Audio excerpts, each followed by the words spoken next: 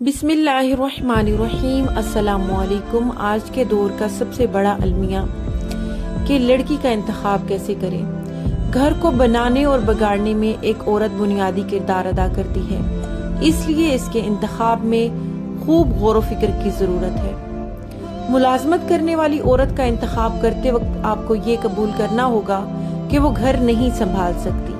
अगर आपने एक घरेलू खातून का इंतखाब किया है जो आपकी देखभाल कर सकती है और आपके घर का मुकम्मल इंतजाम कर सकती है, तो आपको ये कबूल करना होगा कि वो पैसे कमा नहीं सकती।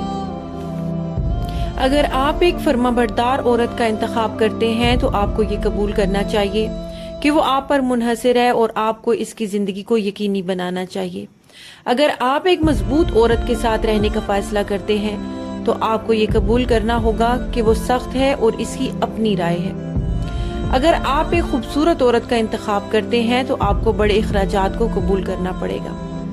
अगर आप एक कामयाब औरत के साथ रहने का फैसला करते हैं तो आपको समझना चाहिए कि इसके पास किरदार है और इसके अपने मकासद और अज़ाइम हैं। कामिल जैसी कोई चीज नहीं है, हर एक की अपनी पहेली है जो हमें मुनफरिद बनाती है। रुक जाइए और पहले सोचिए।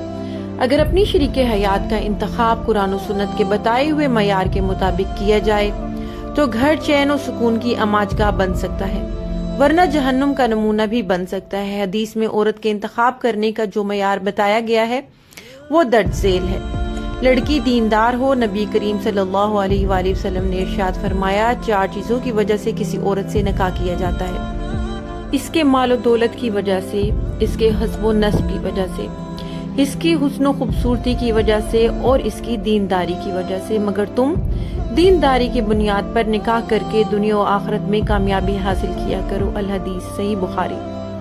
हज़रत अबू हुरैरा से यह हदीस मरवी है। अगर औरत दीनदार और नेक चलन की हामिल है तो पूरे घर को सही रुख दे सकती है, बच्चों की तालीम और तरबियत अच्छी कर सकती है, खुद अपना और अपने शोहर का बल्कि पूरे खानदान का नाम रोशन कर सकती है।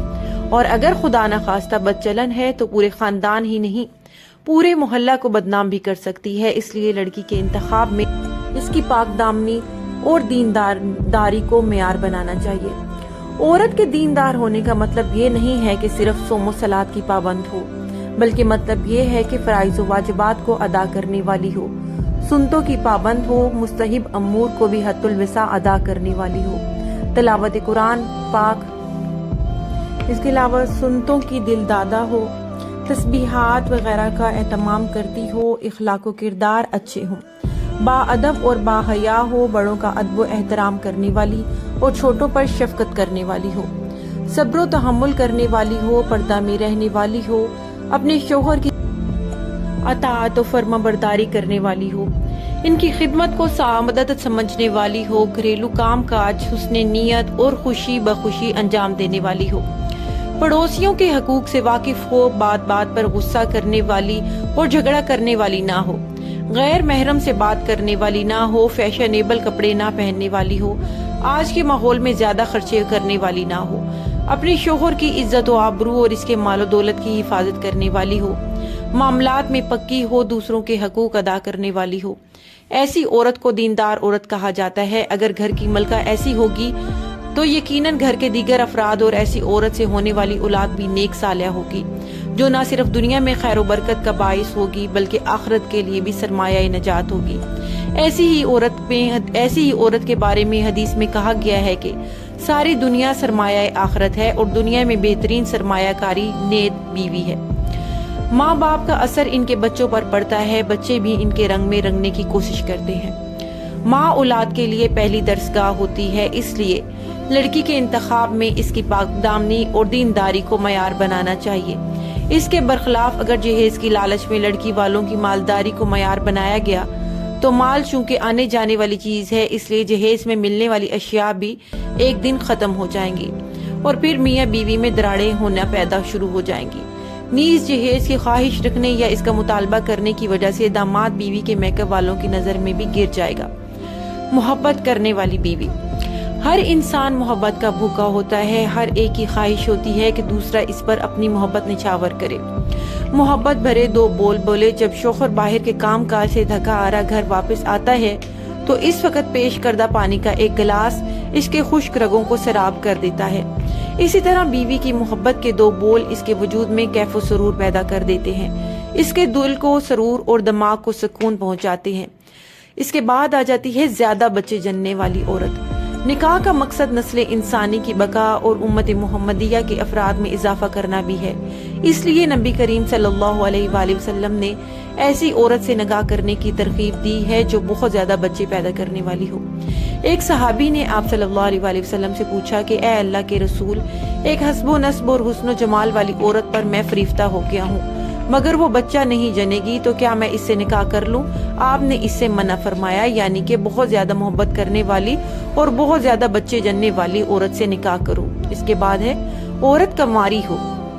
ہر جوان مرد کی خواہش ہوتی ہے کہ اس کی شریک حیات بھی جوان اور ہم عمر ہو۔ جس طرح وہ کنوارا ہے تو اس کی بیوی بھی کنواری ہو، دونوں کے اندر شرم و حیا ہو، تاکہ دونوں اپنی ازدواجی زندگی کا آغاز نئی تجربات سے کریں۔ دونوں کے اندر حجاب ہو اور وہ حجاب دھیرے دھیرے درمیان سے ہٹے۔ حضرت جابر رضی اللہ تعالی عنہ سے آپ صلی اللہ علیہ وآلہ وسلم نے پوچھا کہ اے جابر، کیا تم نے نکاح کیا ہے؟ انہوں نے کہا کہ ہاں۔ تو آپ نے پوچھا کہ بیوی کنواری ہے یا شوہر دیدہ، یعنی کہ بیوی مطلقہ؟ تو انہوں نے کہا کہ شوہر دیدہ۔ آپ صلی اللہ علیہ وآلہ وسلم نے فرمایا، کنواری سے کیوں نہیں کیا؟ تاکہ تم اس سے کھیلتے اور وہ تم سے کھیلتی۔ کنواری سے نکاح کرنا اعلیٰ درجہ ہے، مگر بیوہ سے نکاح کرنے کی بھی فضیلت وارد ہوئی ہے۔ خود نبی کریم صلی اللہ علیہ وآلہ وسلم کی ایک بیوی کے علاوہ ساری بیویاں بیوہ تھیں۔ خود آپ صلی اللہ علیہ وآلہ وسلم نے 25 سال کی عمر میں حضرت خدیجہ رضی اللہ تعالی عنہا سے شادی کی، جبکہ ان کی عمر 40 سال تھی اور وہ بیوہ تھی۔ علامہ حسقفی نے لکھا ہے کہ عورت مرد سے عمر میں چھوٹی ہو، حسب و نسب، مال و دولت مرد سے کم تر ہو، جبکہ ادب و اخلاق، تقوی اور حسب و جمال میں مرد سے بڑھ کر ہو۔ در مختار۔ ویڈیو پسند آئے تو پلیز چینل کو لائک اور سبسکرائب کرنا نہ بھولیں، بیل نوٹیفیکیشن کو آل پہ کر دیں، ویڈیو کو دوست احباب کے ساتھ شیئر کر دیں۔